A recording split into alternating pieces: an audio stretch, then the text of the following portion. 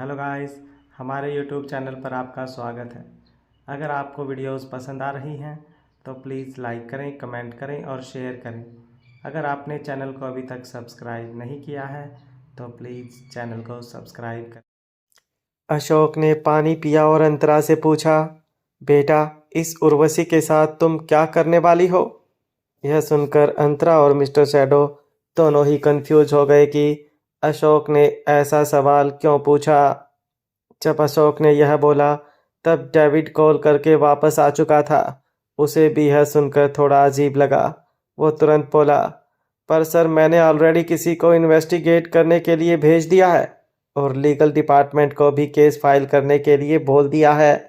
अशोक ने मना किया और कहा, नहीं, ऐसा मत करो। मैं तो बस उसे डराने के लिए कह रहा था ताकि वो वापस ऐसा काम ना करे। अंतरा को लगा कि अशोक दुविधा में है, इसलिए उसने डेविड से कहा, अगर हमने ऐसा किया तो अच्छा नहीं होगा। उर्वशी के पिता पापा के काफ़ी अच्छे दोस्त हैं और जैसा कि पापा ने बोला, हमें उर्वशी को डराकर सबक सिखाना चाहिए। कोर्ट जाना सही नहीं होगा। इससे दोनों परिवारों के बीच दुश्मनी हो सकती है। अशोक ने गंभीरता से उसे समझाया, नहीं बेटा, ऐसी बात नहीं है। इस इंटरव्यू की वजह से तुम्हारी बदनामी हुई है, इसलिए अगर तुम्हें कोर्ट जाना है तो मुझे कोई ऐतराज़ नहीं, क्योंकि सतीश मेरा पुराना दोस्त है। इससे हम दोनों के संबंधों में कोई फर्क नहीं पड़ेगा। तुम्हारा क्या कहना है, कबीर? मिस्टर शैडो ने कहा, अंतरा को जैसा ठीक लगे वैसा कर सकते हैं। अंतरा मिस्टर शैडो के इशारे को समझ गई और उसने कहा, पापा की बात सुनकर उर्वशी का चेहरा फीका पड़ गया था। वो काफ़ी डर गई थी। शायद अब वो ऐसी हरकत दोबारा नहीं करेगी। यह सुनकर मिस्टर शैडो की भौहें उठ गई। कमाल है, इतनी जल्दी हृदय परिवर्तन? तुमने तो कहा था कि तुम अब नरम दिल नहीं रहोगी और लोगों से बदला लोगी। अंतरा को मिस्टर शैडो का ताना समझ आ रहा था। उसने कहा, मुझे बदला जरूर लेना है, पर जिसने मेरी माँ को मारा है, मेरे बच्चे को मारा है, उन लोगों से। ये उर्वशी वाली लड़ाई तो छोटी मोटी लड़ाई है। इन सब बातों से एनुअल मीटिंग का माहौल नहीं बिगड़ा था और वहाँ असली धमाल तो अब शुरू होने जा रहा था। प्राइज का दूसरा राउंड चल रहा था। इस बार किसी ने मैकबुक जीता था।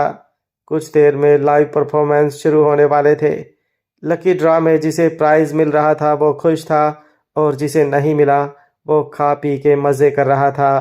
मिस्टर शैडो ने स्टेज की तरफ इशारा किया और कहा, अंतरा, वहाँ देखो। स्टेज पर अंधेरा हो गया और लाइट डिम कर दी गई।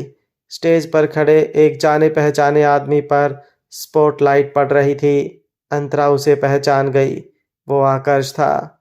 अंतरा ने मिस्टर शैडो से कहा, पिछले 4 साल में आकर्ष काफ़ी बदल गया है, थोड़ा सा मोटा हो गया है। मिस्टर शैडो ने हंसकर कहा, इसे फिटनेस कहते हैं।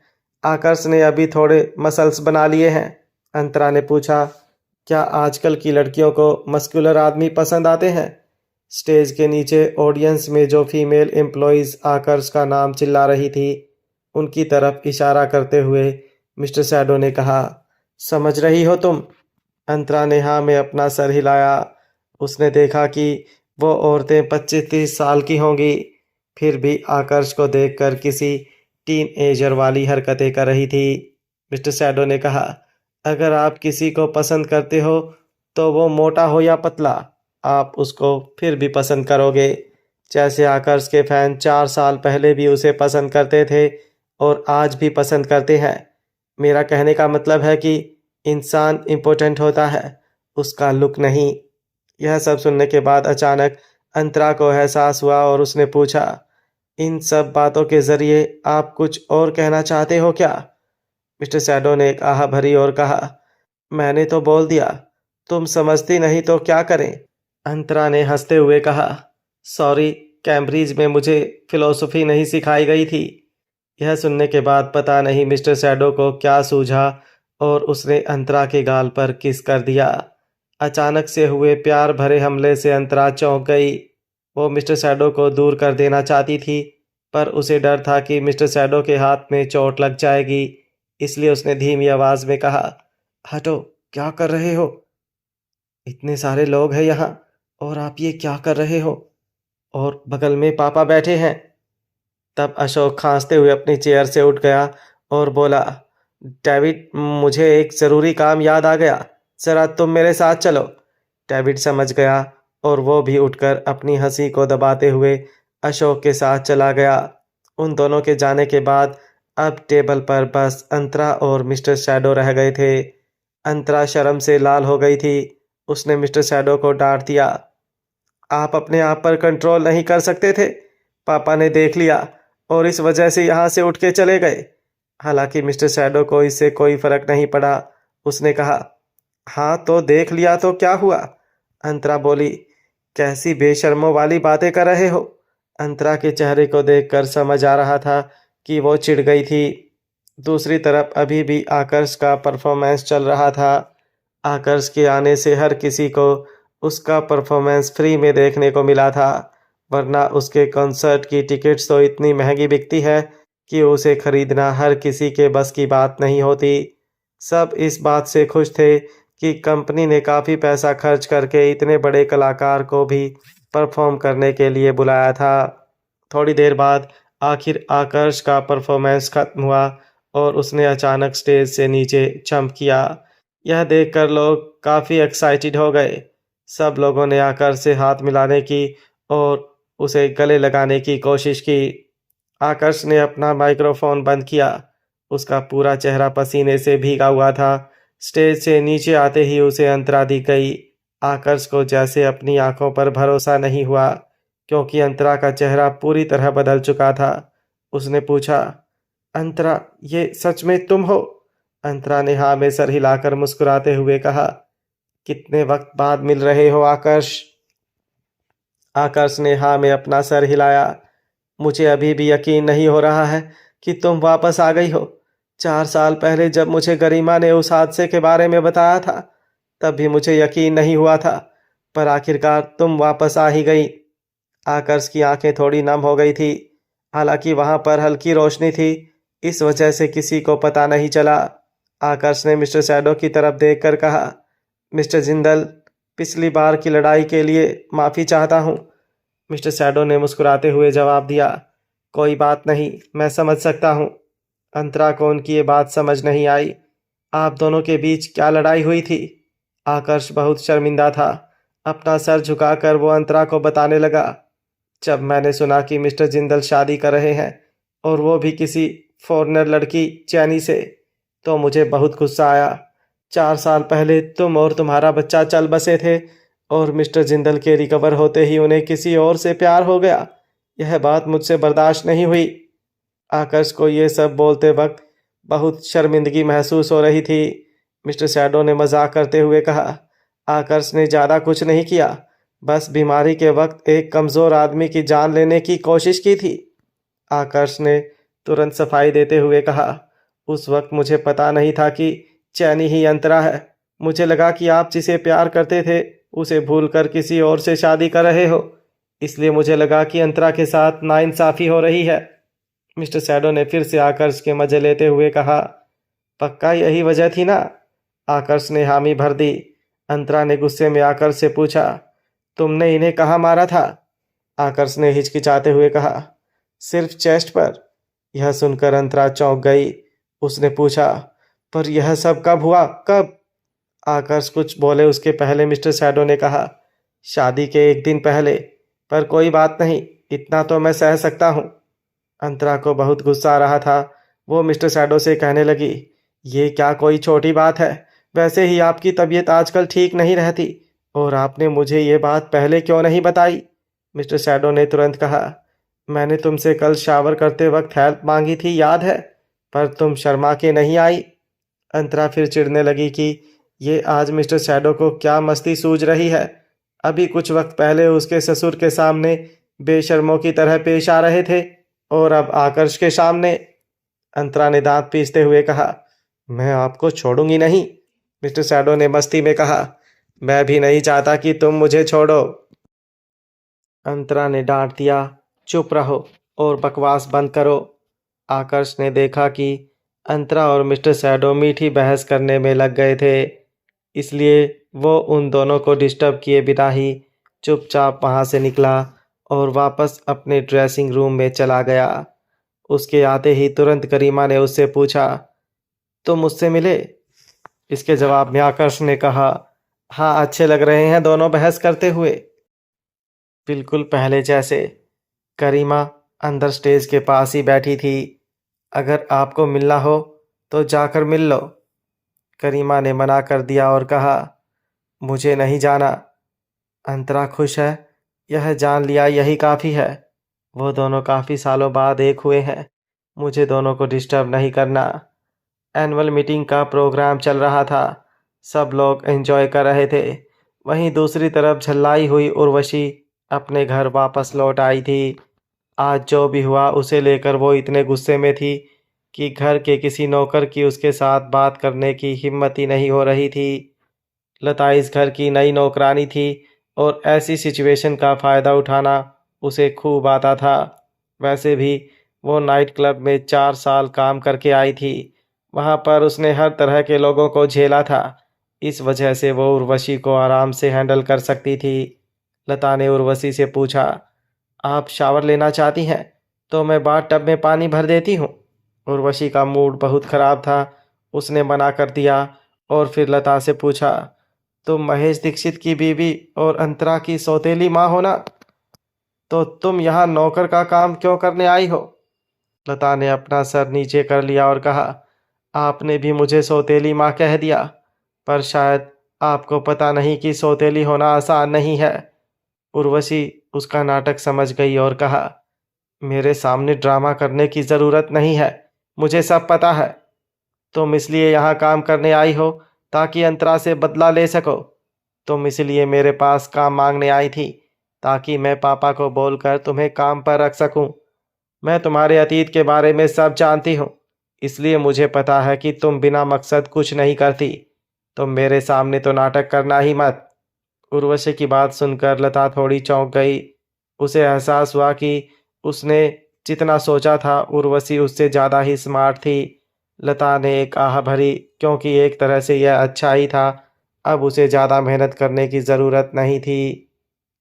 लता ने कहा, आपने ठीक कहा, मुझे अंतरा से बदला लेना है। उर्वशी ने सीधा मुद्दे की बात की, तो बताओ क्या प्लान है तुम्हारे पास? मैं जानना चाहती हूँ। लता ने अपना सर नीचे किया और बहुत रिस्पेक्ट के साथ कहा, मैं तो आपकी नौकर हूँ, मेरे पास भला क्या प्लान होगा? आप जैसा बोलोगे मैं बस वैसा करूँगी, क्योंकि मैं जानती हूँ कि आपकी बात मानने में ही मेरी भलाई है। उर्वशी ने ताना दिया, मुझे तुम्हारे बारे में बहुत कुछ पता है। तुमने किरण जिंदल का काफ़ी फ़ायदा उठाया है। तुम्हारी वजह से उसके रिश्ते में दरार आ गई है। अपने पति, सास, बच्चे सबसे वो दूर हो गई है। दूसरों को भले ही पता ना हो, पर मुझे पता है कि तुम बहुत शातिर हो। यह सुनकर लता ने कहा, यह सब पहले की बात है। अब मुझे मेरी औकात पता है। अब मैं पहले की तरह लापरवाह नहीं हो सकती, क्योंकि इसमें मेरा ही नुकसान है। और अब मैं आपके लिए काम कर रही हूँ। आप मुझे जो भी करने के लिए बोलोगे मैं वो सब करूँगी। जाहिर सी बात थी कि उर्वशी को लता की बात पर भरोसा नहीं था।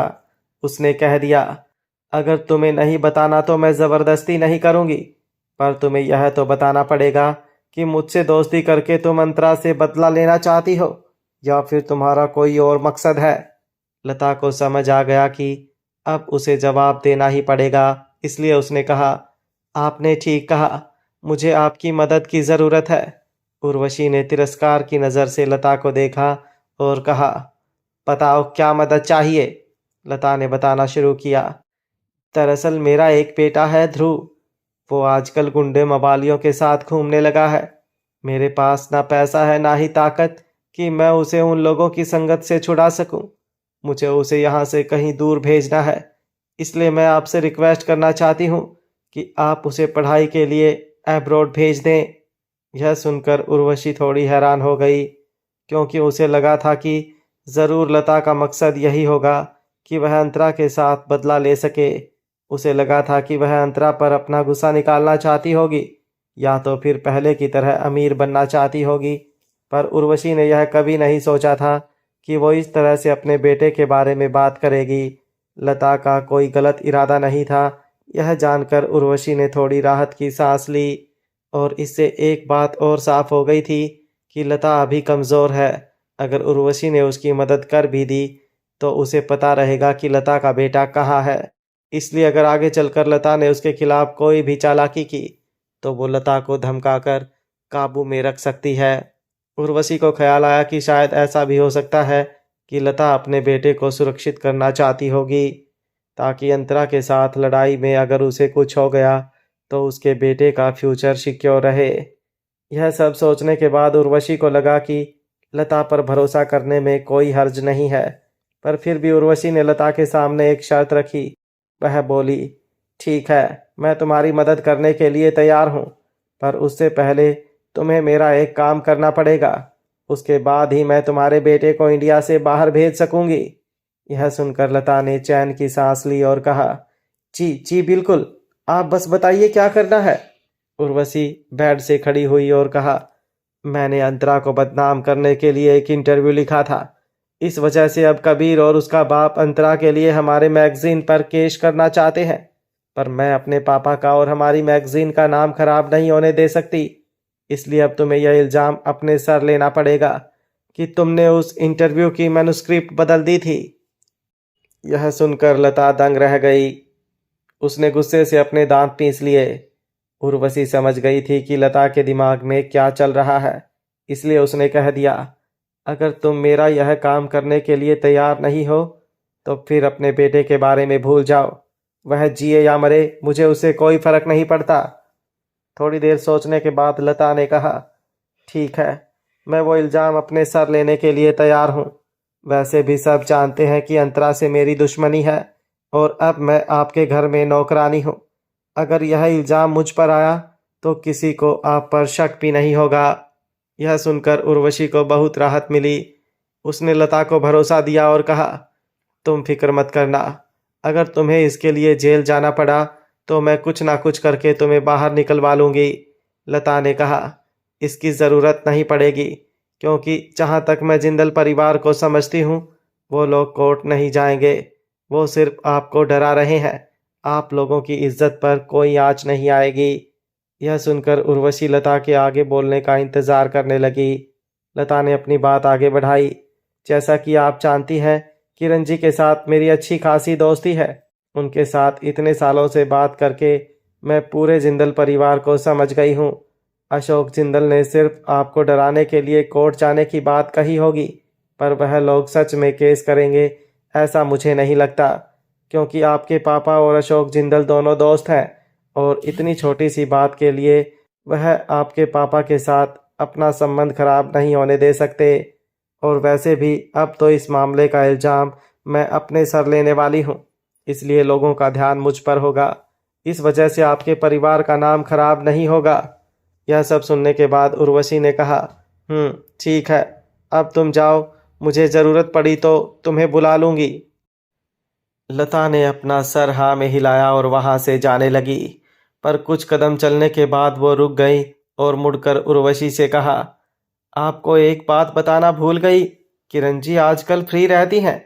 मुझे लगता है आपको उनसे मिलकर बातें करनी चाहिए और उनसे रिश्ता बनाना चाहिए। इतना कहने के बाद लता वहाँ से चली गई। उर्वशी लता का इशारा बराबर समझ गई थी। उसने तुरंत ही किरण को कॉल किया और उसे पहचान कर ली और फिर अगले दिन उसे फ्लावर गार्डन में मिलने के लिए कहा। बेटा, तुम्हें कैसे पता कि मुझे गार्डनिंग का शौक है? अगले दिन फ्लावर गार्डन में टहलते हुए किरण ने उर्वशी से पूछा। उनके आसपास रंग बिरंगे फूलों का समंदर था। वहाँ की हवा फूलों की खुशबू से महक उठी थी। किरण काफ़ी अच्छे मूड में लग रही थी। उर्वशी आज कुर्ती पहन कर आई थी। आज उसने मेकअप भी बहुत कम किया हुआ था। आज का उसका लुक एकदम आज्ञाकारी औरत का था। उसने धीरे से कहा, आंटी कैसी बात कर रही हैं? हमारी पूरी इंडस्ट्री को आपकी हॉबी पता है, इसलिए मैंने सोचा कि किसी कैफ़े में मिलने से अच्छा है आपसे यही मिला जाए। यह सुनकर किरण को काफ़ी अच्छा लगा। उर्वशी ने तारीफ में आगे कहा, आपके परिवार की पूरी इंडस्ट्री बहुत इज्जत करती है। अशोक अंकल की काबिलियत की आज भी लोग मिसाल देते हैं। दादी जी का नेचर भी काफ़ी अच्छा है। मेरे पापा अक्सर बताते हैं कि जब से आप बहू बनकर जिंदल परिवार में आई हैं, उसके बाद आपके परिवार की बहुत तरक्की हुई है। आप वाकई में जिंदल परिवार के लिए लकी हो। यह सुनकर किरण को काफ़ी सुकून मिला। पहली बार किसी ने उसकी तारीफ की थी। लता को पता था कि उर्वशी के पिता सतीश और अशोक बहुत पुराने दोस्त हैं। किरण को एहसास हुआ कि अशोक के दोस्त तक को भी उसकी कद्र है, पर उसका अपना पति कभी उसे गिनती में ही नहीं लेता। उर्वशी की बात सुनकर किरण को एहसास हुआ कि वह बेकार में ही खुद को जलील होने दे रही थी। दरअसल जिंदल परिवार आज जिस ऊंचाई पर पहुंचा है, वह किरण की अच्छी किस्मत की वजह से पहुंचा है। और फिर भी जिंदल परिवार का बिजनेस उसके बच्चों को ना देकर एक नाजायज औलाद को दे दिया गया है। किरण ने इन सब ख्यालों को अपने दिमाग से निकाला और उर्वशी से पूछा, क्या तुम्हारे पापा सच में ऐसा सोचते हैं कि मैं बहुत लकी हूँ? उर्वशी ने हाँ में अपना सर हिलाया और कहा, बिल्कुल। और पापा ने सिर्फ एक बार नहीं, कई बार ये बोला है। बल्कि वह तो कभी कभी यह भी कहते हैं कि अशोक अंकल से उन्हें जलन होती है। आपको शायद पता होगा कि मेरी माँ बीमार है और बेड रेस्ट पर है। मेरा भाई तो आवारा है। इस वजह से मेरे पापा ने मुझे एक बेटे की तरह पाला है। उन्होंने मुझे बिजनेस सिखाया और आखिर में मैगजीन की चीफ एडिटर की पोजीशन भी दी। किरण को अग्रवाल परिवार के बारे में थोड़ी बहुत जानकारी थी। मिसिज अग्रवाल हमेशा बीमार रहती थी और उसकी बीमारी की वजह भी उसका बेटा ही था।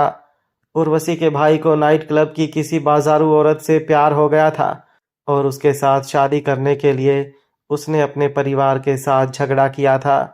उसके बाद वह घर से निकल गया। इस सदमे में मिसिज अग्रवाल बीमार पड़ गई थी। किरण ने मुस्कुराते हुए उर्वशी से कहा, तुम बहुत समझदार हो बेटा। जिस लड़के की तुमसे शादी होगी, वह लड़का और उसका परिवार बहुत खुशकिस्मत होगा। यह सुनकर उर्वशी के चेहरे पर निराशा छा गई। उसने आह भरी और कहा, मैं तो। इतना बोलने के बाद उर्वशी अचानक रुक गई और फिर बात बदलते हुए कहा, छोड़िए आंटी, मैं सिंगल ही ठीक हूँ। किरण को समझ आ गया कि उर्वशी की बात में एक छुपा मतलब था। उसने पूछा, क्या हुआ बेटा, तुम्हारा अपने बॉयफ्रेंड से ब्रेकअप हो गया है? उर्वशी ने कड़वी मुस्कुराहट के साथ कहा, नहीं आंटी, दरअसल उसकी शादी हो गई है और अब तो मैंने सुना है कि उसकी वाइफ प्रेग्नेंट भी है। तो इस जन्म में तो मेरा और उसका एक होना नामुमकिन है। किरण को उर्वशी के लिए बुरा लगा। उसने दिलासा दिया, कभी कभी किस्मत हमारे साथ ऐसा ही खेल खेलती है। पर तुम फिक्र मत करो बेटा, तुम्हारे जैसी लड़की को उससे भी बेहतर लड़का मिल जाएगा। इसके जवाब में उर्वशी ने कहा, नहीं आंटी, मैं किसी और से शादी नहीं कर सकती। मैंने तो अपने पापा से कह दिया है कि मैं पूरी जिंदगी सिंगल रहूंगी। किरण उर्वशी को समझाने लगी, ऐसा नहीं बोलते बेटा।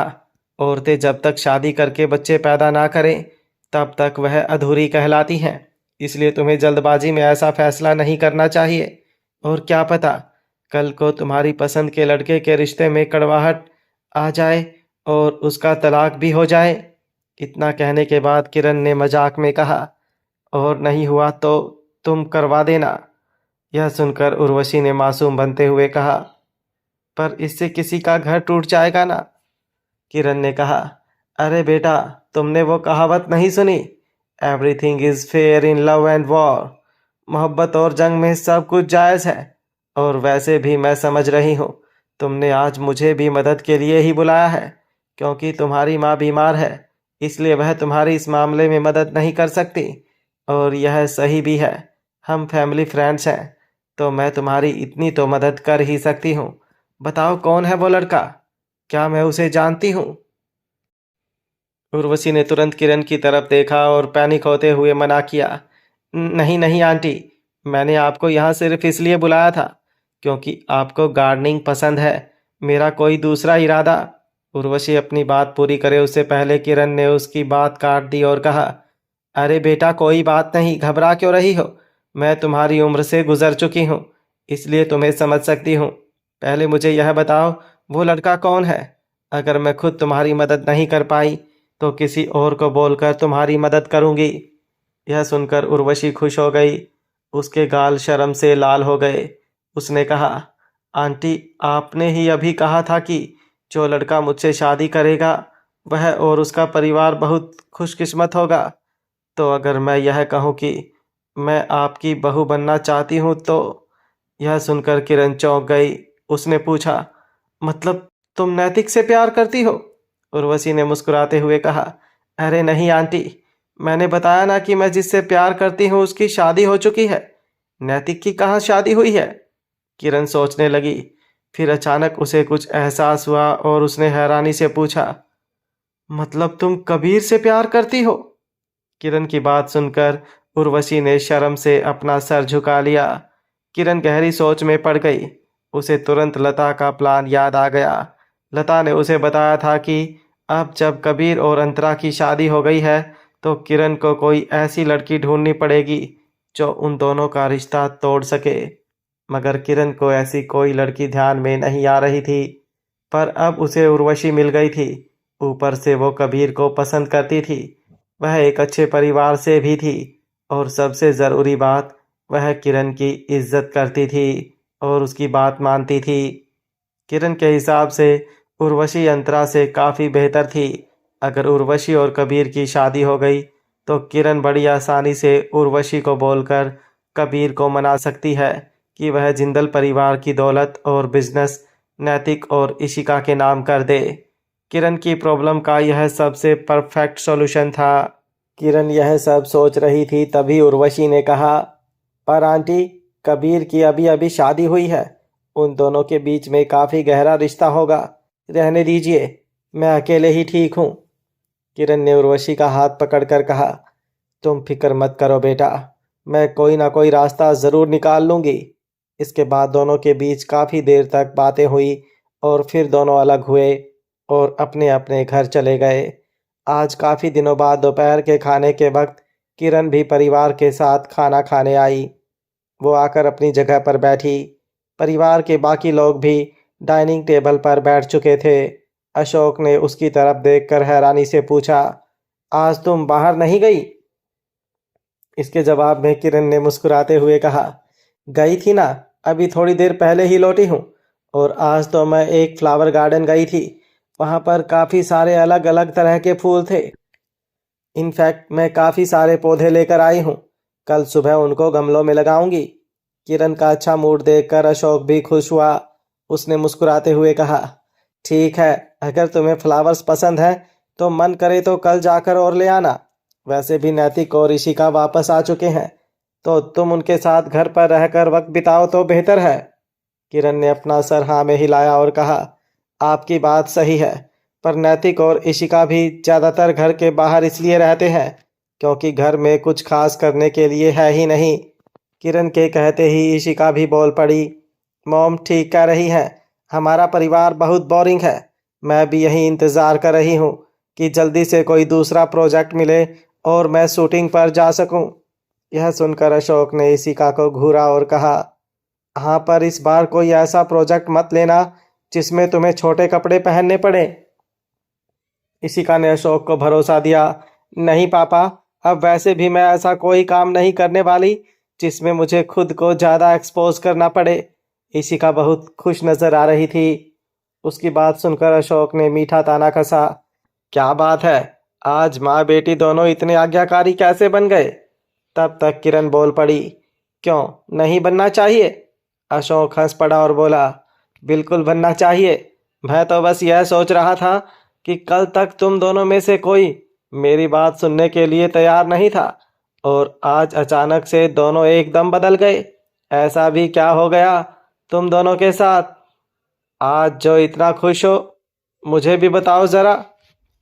इशिका ने शर्माते हुए कहा, पापा, अब मेरा एक बॉयफ्रेंड है, मैं उसे आप लोगों से मिलाना चाहती हूँ। यह सुनकर अशोक थोड़ा हैरान हो गया। उसने पूछ लिया, बॉयफ्रेंड? पर तुम तो ऋषभ मलिक को हमेशा अपना। अशोक अपनी बात पूरी कर पाए उससे पहले इशिका ने कह दिया, मैं उसी की बात कर रही हूँ। अब हम दोनों कपल हैं। उसने कहा है कि वह भी मुझे अपनी फैमिली से मिलवाना चाहता है। उसने कहा है कि वो जल्द से जल्द मुझसे शादी करना चाहता है। अंतरा अपनी प्लेट में कुछ परोसने जा रही थी, पर इशिका की यह बात सुनकर उसका हाथ रुक गया। मिस्टर शैडो समझ गया कि उसके मन में क्या चल रहा है। उसने अंतरा से कहा, अगर तुम वहां तक पहुंच नहीं रही तो छोड़ दो ना। यह सुनकर अंतरा अपने ख्यालों से बाहर आई और उसने पूछा, क्या? मिस्टर शैडो ने कहा, मैं कह रहा हूं कि मुझे यह सब्जी पसंद नहीं है। फिर क्यों ले रही हो? मुझे सलाद खाना है। अंतरा ने अपना सर हाँ में हिलाया और प्लेट में सैलेड लेकर मिस्टर शैडो को चम्मच से खिलाने लगी। पिछले कुछ दिनों से अंतरा मिस्टर शैडो का ख्याल रख रही थी। उसे खिलाना पिलाना नहलाना सब कुछ अंतरा ही कर रही थी। यह सब करने से दोनों को अपने पुराने दिन याद आ गए थे और दोनों एक दूसरे के और नज़दीक आ गए थे। थोड़ी देर तक चुपचाप खाना खाने के बाद किरण ने कहा, कबीर की तो शादी हो गई है, इशिका ने भी अपना जीवन साथी चुन लिया है। नैतिक, तुम्हारा क्या है? तुम कब गर्लफ्रेंड ढूंढकर मुझे और तुम्हारे पापा से मिलवा रहे हो? नैतिक को इस मुद्दे पर ज़्यादा बात नहीं करनी थी, इसलिए उसने कह दिया, देखते हैं, यह मुझ पर नहीं किस्मत पर डिपेंड करता है। यह सुनकर अशोक बोला, नैतिक ने बिल्कुल ठीक कहा। शादी के फैसले जल्दबाजी में नहीं किया करते। अब कबीर और अंतरा को ही देख लो। दोनों एक दूसरे से इतना प्यार करते थे, इसलिए इतने साल तक अलग रहने के बावजूद उन लोगों ने किसी और से शादी नहीं की और आखिर में किस्मत ने दोनों को मिला ही दिया। और वैसे भी नैतिक की इतनी उम्र भी नहीं हुई है, इसलिए हमें जल्दबाजी नहीं करनी चाहिए। अशोक की बात खत्म होते ही किरण ने कहा, भले हम नैतिक की शादी की जल्दबाजी ना करें, पर कम से कम उसके लिए एक लड़की तो ढूंढ ही लेनी चाहिए, ताकि वह अब घर से दूर भटकता ना फिरे। और उसके लायक मेरे ध्यान में एक लड़की है, सतीश अग्रवाल की बेटी उर्वशी। मैंने सोचा कि उर्वशी को कुछ दिन हमारे घर रहने के लिए बुला लेती हूँ, इससे हम भी उसे अच्छी तरह से पहचान लेंगे। यह सुनकर नैतिक का चेहरा तुरंत काला पड़ गया। उसने किरण से कह दिया, अगर आप मेरे लिए यह कर रहे हो तो इसकी कोई ज़रूरत नहीं है। इशिका ने नैतिक को चिढ़ाने के इरादे से किरण से कहा, मॉम, इन शॉर्ट तुम नैतिक से उर्वशी की सेटिंग करवाना चाहती हो? किरण ने इशिका को एक टपली मारी, ऐसे शब्द कहाँ से सीख कर आती है? उर्वशी बहुत अच्छी लड़की है। इतना कहने के बाद किरण ने अशोक की तरफ देखा और कहा, सुनिए, अगर उर्वशी हमारे घर में आकर रहेगी तो मुझे कंपनी मिल जाएगी और मुझे रोज़ बाहर भी नहीं जाना पड़ेगा।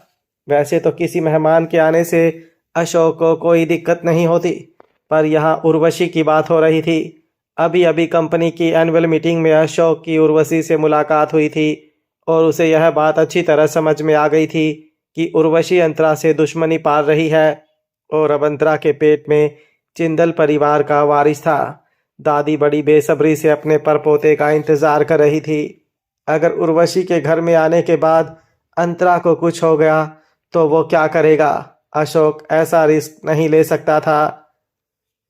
यह सब सोचने के बाद अशोक ने बड़ी शांति से कहा, पर जब नैतिक उससे मिलना ही नहीं चाहता तो फिर जबरदस्ती करके क्या फ़ायदा है?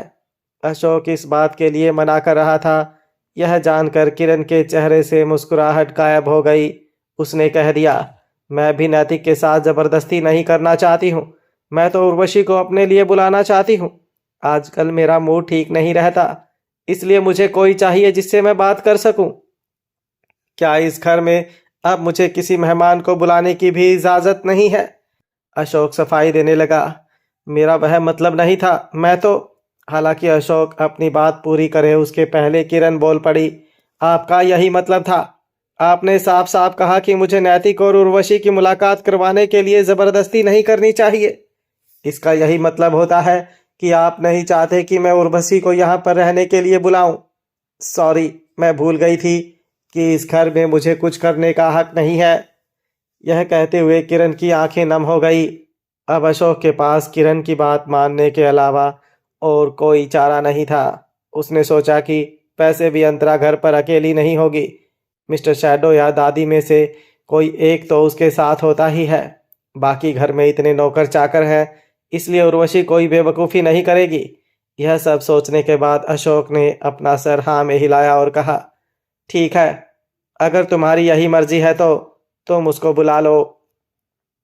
यह सुनकर किरण ने चैन की सांस ली। उसके चेहरे पर मुस्कुराहट वापस आ गई और वह खुशी खुशी बोली, ठीक है, फिर कल मैं खुद जाकर उर्वशी को यहाँ लेकर आऊँगी। अंतरा चुपचाप यह सब बातें सुन रही थी। वो बिना कुछ बोले मिस्टर शैडो को खाना खिला रही थी। अभी तक उसका हाथ ठीक नहीं हुआ था। उसकी उंगलियां अभी तक हिल नहीं पा रही थी। इसी वजह से उसे दूसरों की मदद की ज़रूरत पड़ती थी। मिस्टर शैडो को समझ आ गया था कि अंतरा के मन में क्या चल रहा होगा। इसलिए उसने कहा, लग्जरी अपार्टमेंट का कंस्ट्रक्शन शुरू होने वाला है और बाकी सब प्रोजेक्ट भी संजीव और निशान संभाल लेंगे। तो क्यों ना हम हमारे इस फ्री टाइम को यूटिलाइज कर लें और हनीमून पर चले जाएं। अंतरा को भी समझ आ रहा था कि मिस्टर शैडो ऐसा क्यों बोल रहा है। उसने हाँ में सर हिलाकर ओके कह दिया। हालांकि अशोक ने साफ मना कर दिया, बिल्कुल नहीं, फिलहाल अंतरा प्रेग्नेंट है, इसलिए बाहर जाना सेफ नहीं है। अंतरा को अभी घर पर रहकर ही आराम करना चाहिए। अशोक ने भले ही मना कर दिया था, पर मिस्टर शैडो ने हनीमून पर जाने की बात क्यों की थी, इसकी वजह अशोक को अच्छी तरह समझ में आ रही थी और उसने उस प्रॉब्लम का हल भी निकाल लिया था। अशोक ने मिस्टर शैडो को सुझाव दिया, मैं यह सोच रहा था कि तुम और अंतरा माँ की अटारी में शिफ्ट क्यों नहीं हो जाते। वो स्पेशियस भी है।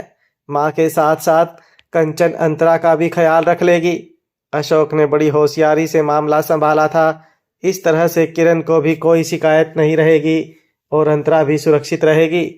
खाना हो जाने के बाद तुरंत नौकरों ने अंतरा और मिस्टर शैडो की ज़रूरत की चीज़ें दादी की अटारी में शिफ्ट कर दी। वहाँ पर डाइनिंग रूम से लेकर बेडरूम हर तरह की सहूलियत थी।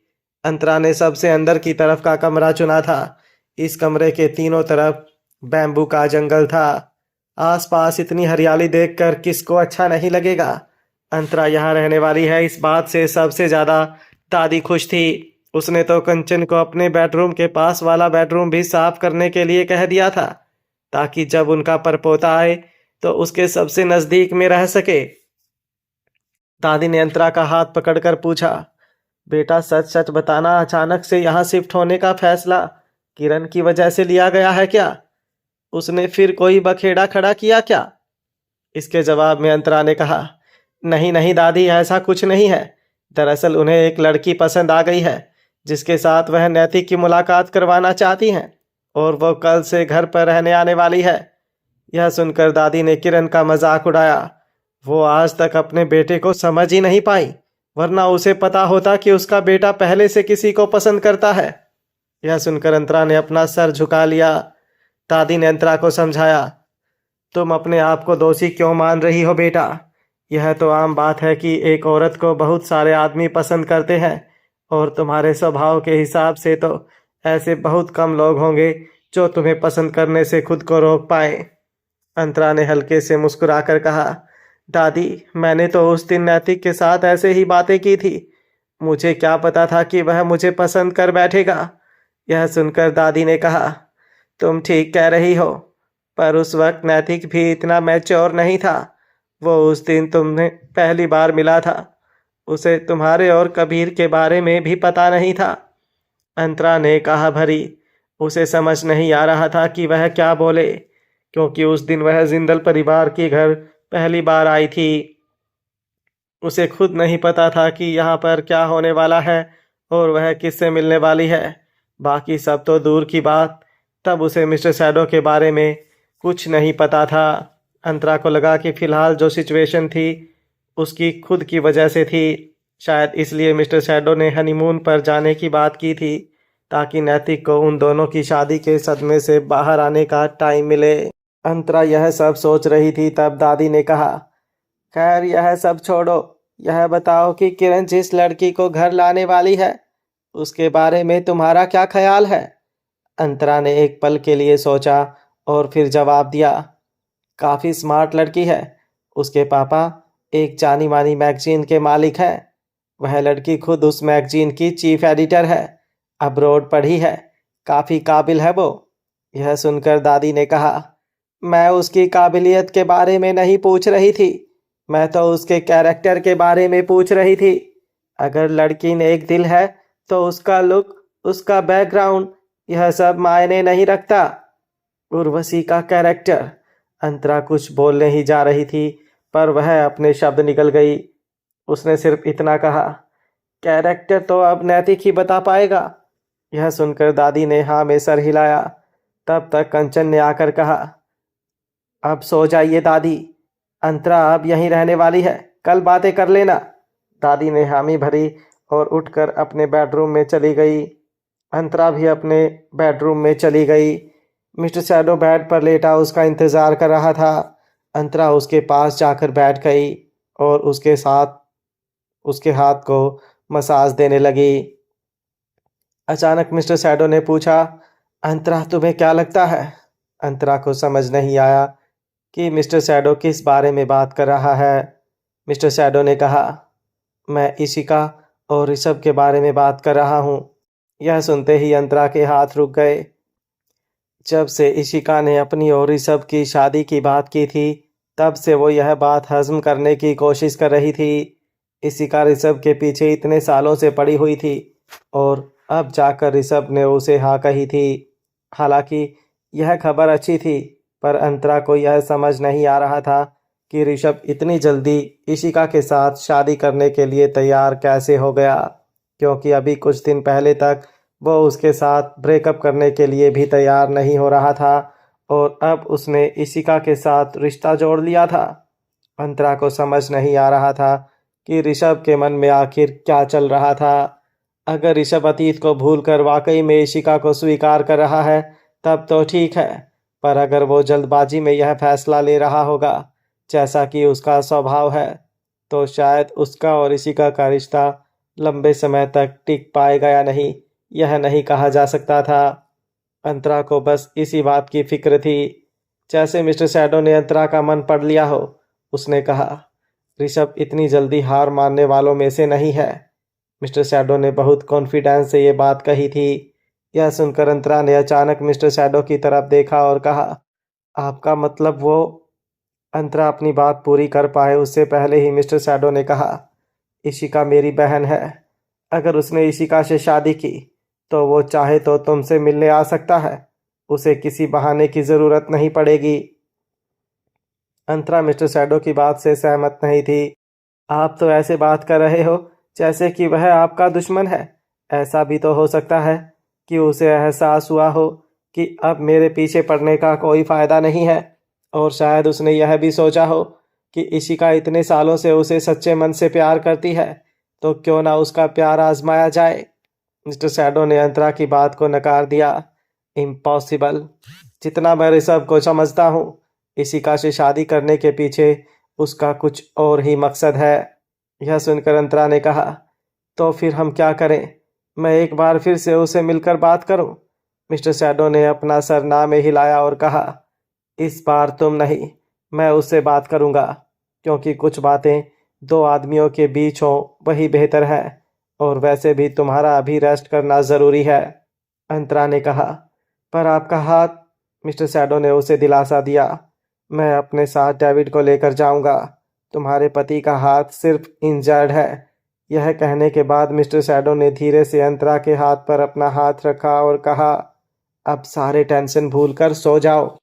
अंतरा ने हाँ में सर हिलाया और बगल वाला टेबल लैंप बंद करके मिस्टर शैडो के पास लेट गई। कुछ ही देर में दोनों को नींद आ गई।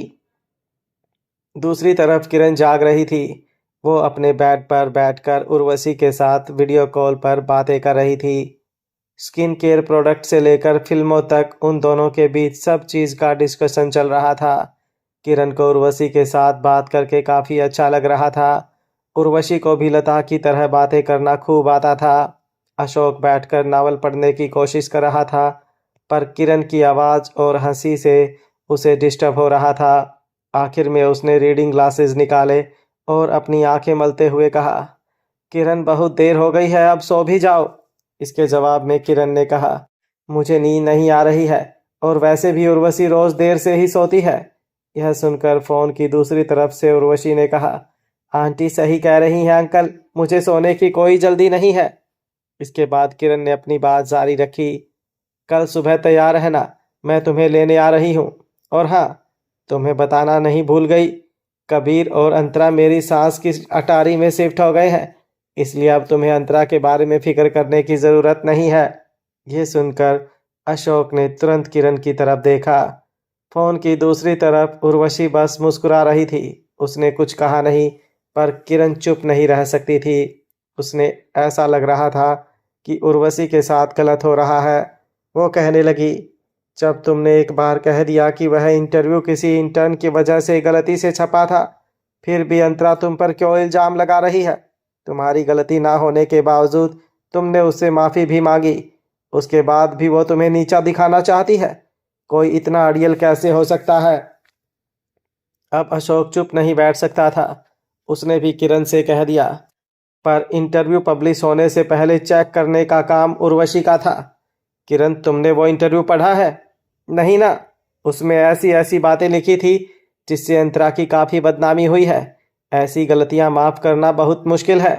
किरण ने अपनी दलील रखी। तो उर्वशी ने उसके लिए माफ़ी मांग ली ना।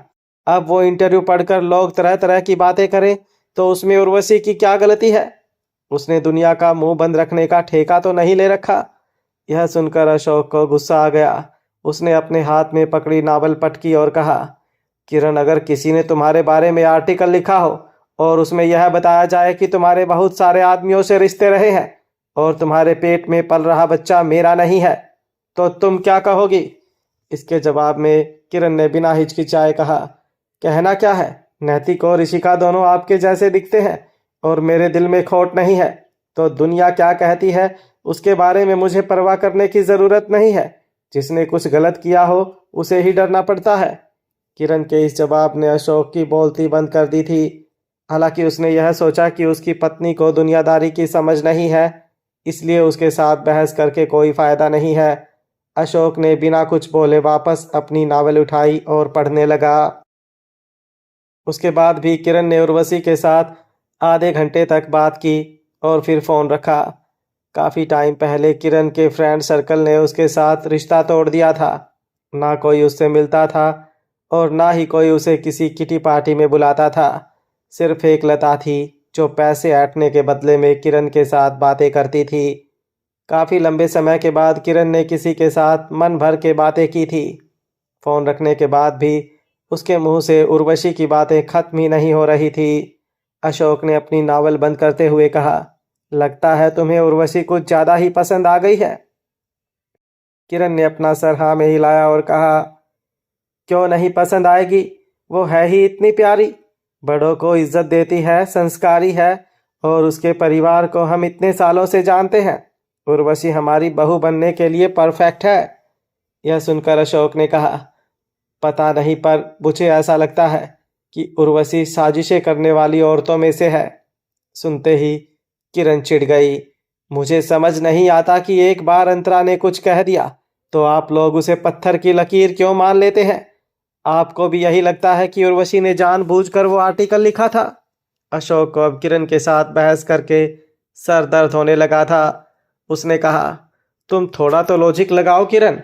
कंस्ट्रक्शन सर्कल जैसे जाने माने मैगजीन में एक इंटर्न आर्टिकल लिखता है, वो लोग बिना चेक किए पूरा का पूरा आर्टिकल छाप देते हैं। और अगर सच में वह आर्टिकल किसी इंटर्न ने लिखा होगा तो यह मुमकिन ही नहीं है कि उर्वशी उसे बिना पढ़े पब्लिश होने देगी। किरण को अशोक की बातें सुनने में कोई इंटरेस्ट नहीं था। उसने कह दिया, मुझे आपका कोई लॉजिक वॉजिक नहीं सुनना है, मुझे उर्वशी पर पूरा भरोसा है बस। अशोक ने भी चिढ़कर कहा, हाँ तो करो जिस पर भरोसा करना है। मुझे बस तुमसे एक सवाल पूछना है, क्या तुम सच में उर्वशी और नैतिक की पहचान करवाना चाहती हो? गलती से किरण के मुंह से सच निकलने जा रहा था। नैतिक के लिए नहीं, मैं तो। पर तुरंत ही उसे एहसास हुआ और उसने खुद को रोक लिया और फिर बात को घुमाते हुए कहा, मैंने कहा था कि मुझे कोई कंपनी चाहिए, उसके लिए मैं उर्वशी को घर पर बुला रही हूँ। यह सुनकर अशोक ने कहा, पर अंतरा अभी प्रेग्नेंट है, इस तरह से अजनबियों का घर पर रहना ठीक नहीं है। यह सुनकर किरण चिढ़ गई। अंतरा दुनिया की पहली औरत नहीं है जो प्रेग्नेंट हुई है। अगर वह अपने पेट में पल रहे बच्चे को सुरक्षित नहीं रख सकती तो उसके लिए वो खुद जिम्मेदार है। वो किसी और को दोष नहीं दे सकती। आप लोग सब अंतरा के आगे पीछे घूमते हो और उसकी खातिरदारी करते रहते हो, पर मैं अपनी मर्जी से एक मेहमान को भी घर नहीं बुला सकती। घर की मालकिन मैं हूं या अंतरा? किरण फिर से झगड़ा शुरू कर रही थी। यह देखकर अशोक को इरिटेशन हो रहा था। यह हर दिन की कहानी थी। रोज जब अशोक शाम को थका हारा घर आता था तब उसे किरण से यही सब शिकायतें सुनने को मिलती थी कि वह उसे पैसा नहीं दे रहा है, किरण को अपने मन की कुछ करने नहीं दे रहा है। इस सब से अशोक अब तंग आ गया था। आखिर में अशोक ने किरण से कह दिया, तुम्हें जो करना है करो, बस एक बात याद रखना, अंतरा के पेट में जिंदल परिवार का वारिस पल रहा है। जितने दिन उर्वशी इस घर में रहेगी उस दौरान अगर अंतरा को या होने वाले बच्चे को कुछ भी हुआ तो मैं किसी को छोड़ूंगा नहीं। इतना बोलने के बाद अशोक लेट गया और किरण की तरफ पीट करके सो गया। अगले दिन सुबह किरण जल्दी तैयार हो गई और उसने नैतिक को भी सुबह सुबह उठा दिया ताकि वह उसका ड्राइवर बन सके। सुबह 7 बजे का वक्त था। रास्ते पर बिल्कुल ट्रैफिक नहीं था। नैतिक को जबरदस्ती किरण खींच कर लाई थी। उसे बहुत नींद आ रही थी। वह गाड़ी चलाते हुए उबासियां ले रहा था। पिछली रात अशोक और किरण के बीच बहुत बहस हो गई थी, जिस वजह से किरण को इतना गुस्सा आया था कि वो पूरी रात सो नहीं पाई थी। उसे बस सुबह होने का इंतजार था ताकि वो जल्दी से जाकर उर्वशी को घर ला सके। नैतिक ने किरण से साफ साफ कह दिया, मॉम, मैं फिर एक बार कह रहा हूँ, अगर आप यह सोच रहे हो कि मैं उर्वशी को डेट करूं तो आप भूल जाना, क्योंकि मेरे पास इतना वक्त नहीं है। किरण ने भी कह दिया, हाँ तो ठीक है, मैं कौन सा तुम्हारे साथ जबरदस्ती कर रही हूँ। यह सुनकर नैतिक को भी थोड़ा अजीब लगा कि उसकी माँ इतनी जल्दी उसकी बात कैसे मान गई। उसे समझ नहीं आ रहा था कि उसकी माँ सीरियस है या नहीं। हालांकि उसकी यह पूछने की हिम्मत नहीं हुई। कुछ ही देर में वो लोग उर्वशी के घर पहुंच गए। उर्वशी अपना सामान लेकर घर के गेट पर ही उनका इंतजार कर रही थी।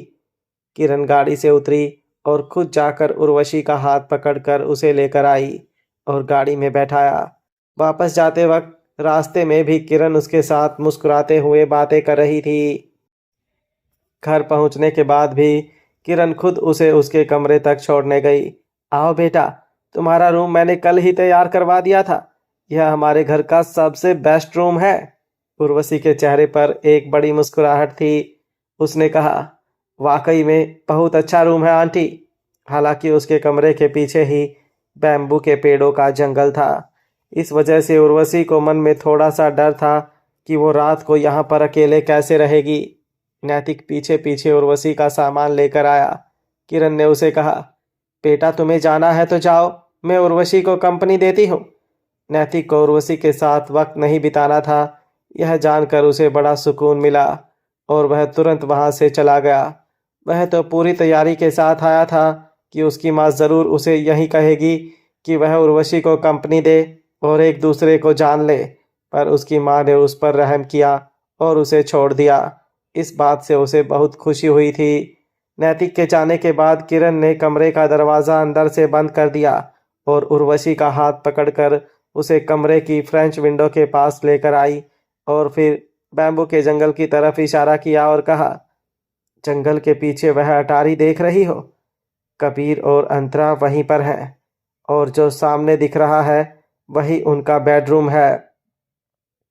उर्वशी ने हाँ में अपना सर हिलाया जैसे कि उसे कोई इशारा मिल गया हो।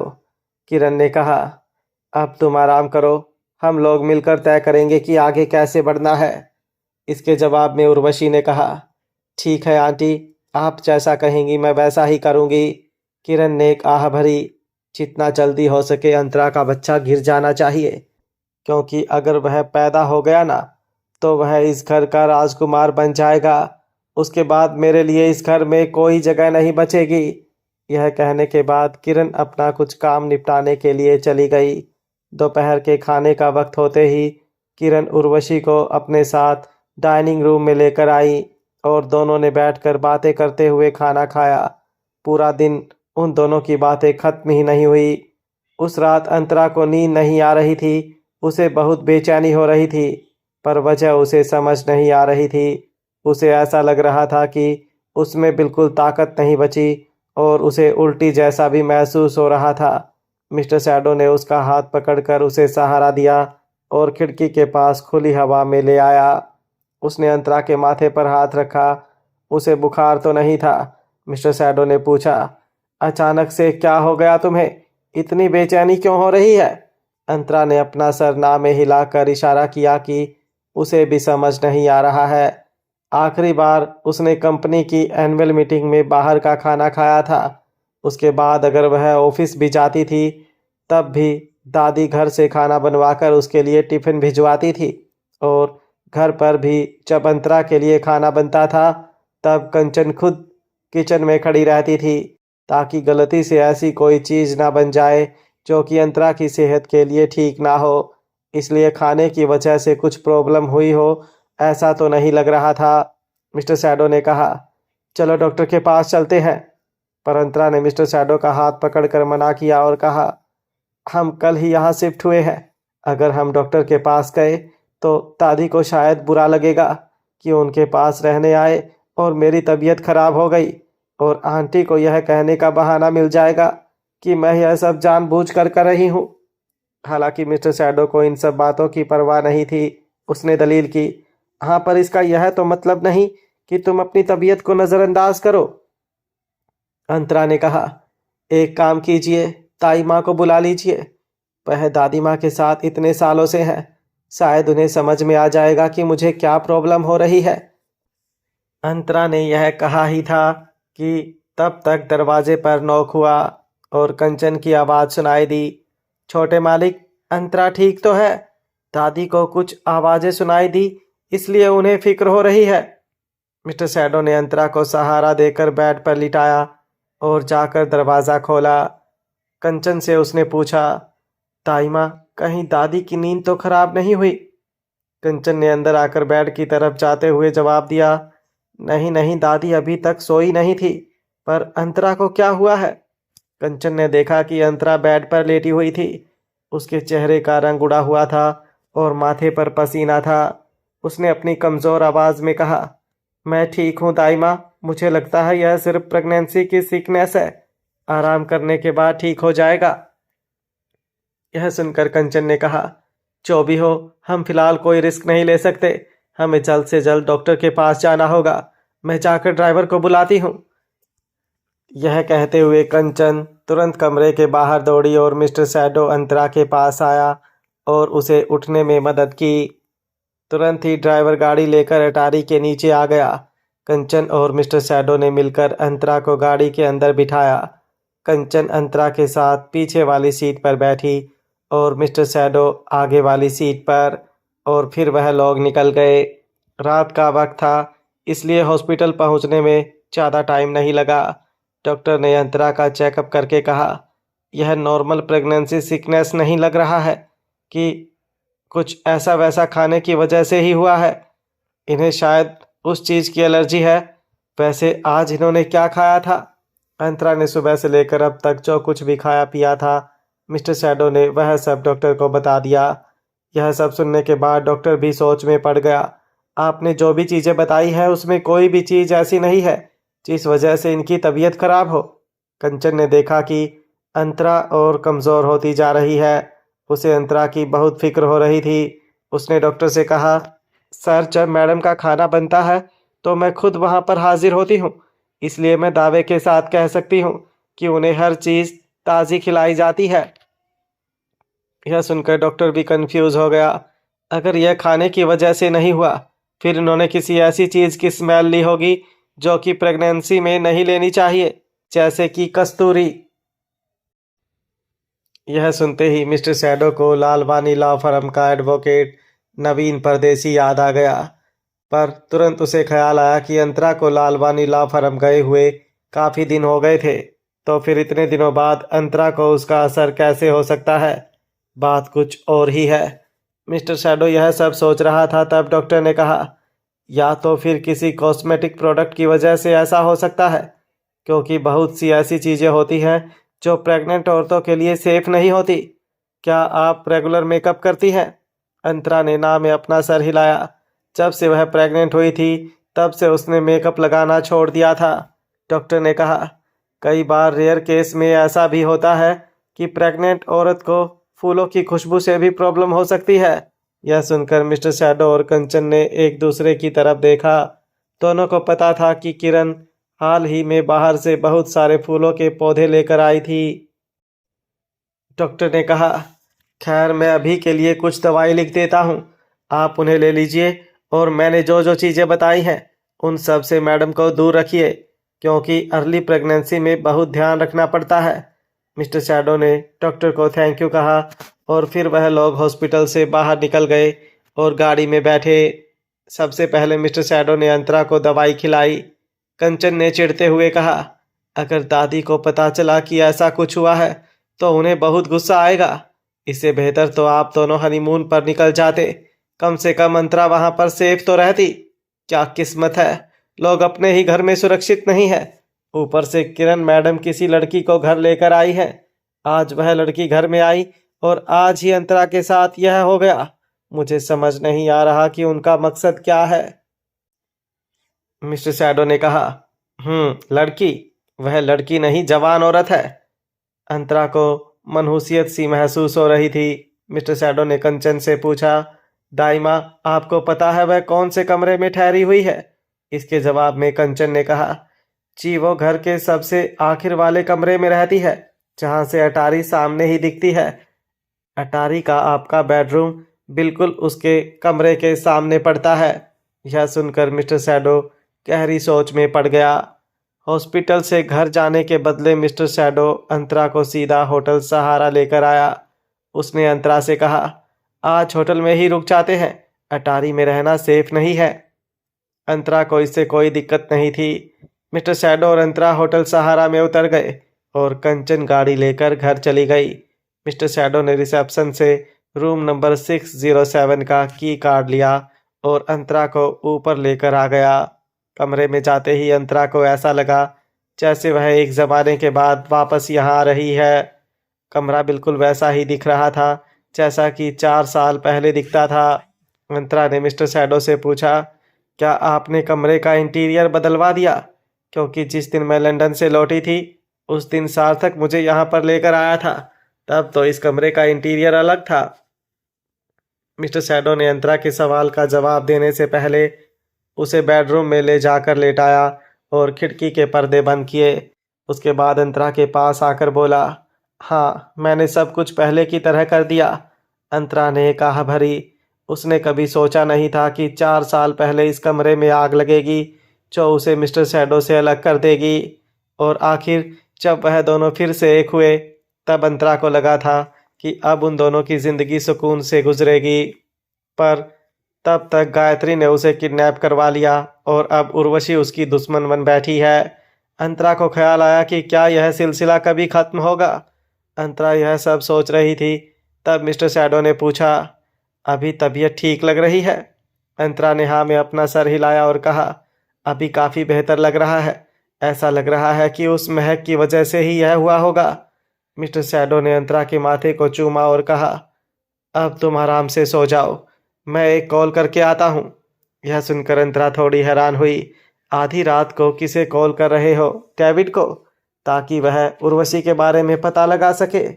मिस्टर शैडो ने ना में अपना सर हिलाया और कहा, डेविड को नहीं, किसी और को। उर्वशी ने बहुत चालें चल ली, अब अगली चाल हमारी होगी।